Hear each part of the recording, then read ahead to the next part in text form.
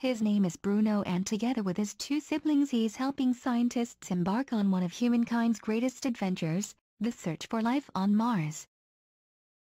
Bruno belongs to a family of 3 rover prototypes. The others are named Bridget and Bryan, which are testing the latest in planetary navigation technology.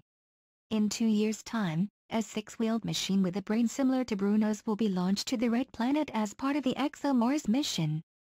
There it will look for signs of life in soil samples from below the arid Martian surface and take color images of the surrounding landscape. The British-built rover has started building in the second half of the €1.2 billion joint European and Russian ExoMars mission. As the ExoMars orbiter hurtles towards Mars at 20,500 mph after its launch on March 14, scientists and engineers are gearing up to start work on the rover that will go into space. Assembling the complex array of mechanical parts and electronic circuits is due to begin at the UK headquarters of Airbus Defence and Space in Stevenage later this year. Testing of the rover prototypes takes place in a giant hangar containing 250 tons of sand strewn with artificial boulders, against a backdrop of panoramic photos from Mars. Speaking at the facility as Bruno trundled slowly by, the rover's top speed is 2 centimeters per second. Head of Science Dr. Ralph Cordy talked about the machine's unique ability to steer itself around obstacles. One of the challenges of going to Mars is that it's so far away in terms of the time it takes radio signals to go there and back, around 40 minutes, he said. It's not possible to drive this sort of machine with a joystick. You'll crash it. So this rover is designed to be semi-autonomous. It can produce its own 3D map of the area ahead of it, look where it's being asked to go, and plot its own path. It's aware that some rocks it can't get over and has to drive round, and it can see ditches and sense what slopes are safe to climb. The rover has one navigational weakness, however, it can get confused by shadows. There are caves on Mars and craters that cast long shadows, said Airbus Defence and Space Communications Director Jeremy Close. To explore those areas, it's more efficient to have a human in the loop. Next month, Major Tim Peake will take part in a pioneering experiment that will see him operate Bruno remotely from space. Major Peake will be asked to drive the rover into a cave simulated by plunging half the Mars sandpit into darkness. Steering the machine through a barrier raised across the 95 feet by 42 feet testing area, he will seek out targets marked with an X. Bruno is a stripped-down version of the rover, missing all its scientific hardware. It is designed to weigh the same as the machine on Mars, around 200 kilograms. That is because the pull of Martian gravity is about a third of the Earth. The finished rover will have a drill that can bore down 6.5 feet below the Martian surface and extract samples to be analyzed in its onboard laboratory. Unlike any Mars rover before it, the ExoMars rover will look for biochemical signatures of life. They might be organic molecules with a particular left or right-handedness to their structure that indicates a biological origin, or specific minerals left behind by long-dead microbes.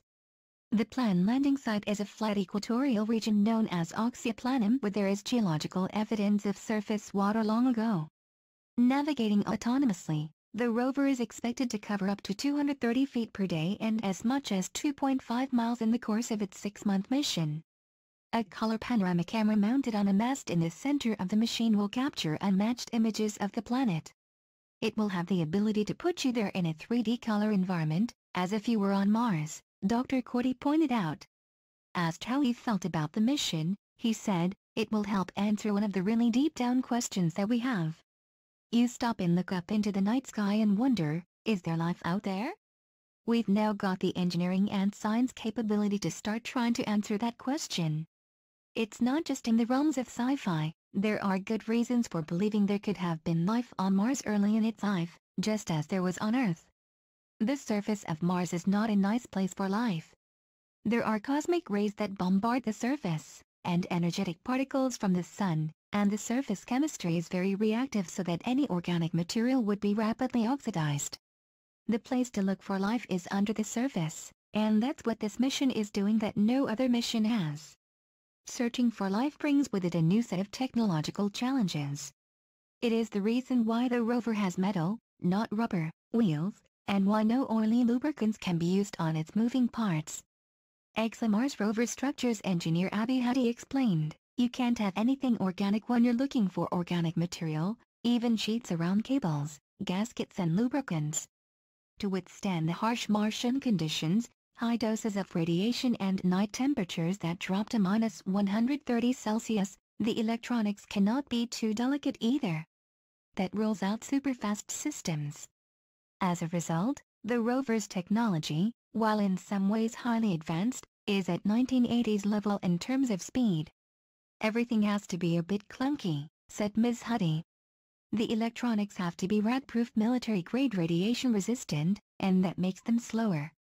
It limits the rover's top speed because we're governed by how quickly we can process the view of what's in front of us." The British rover and the Trace Gas Orbiter, TGO, now on its way to Mars together, are expected to provide a good indication of whether or not there is, or ever has been, life on the red planet. TGO is designed to sniff out methane in the Martian atmosphere and tell if it is likely to have been generated by microbes or geology. It is accompanied by a small lander, Schiaparelli, which will test out the parachute and retro-rocket landing system on which scientists are pinning their hopes to get the rover safely on the surface.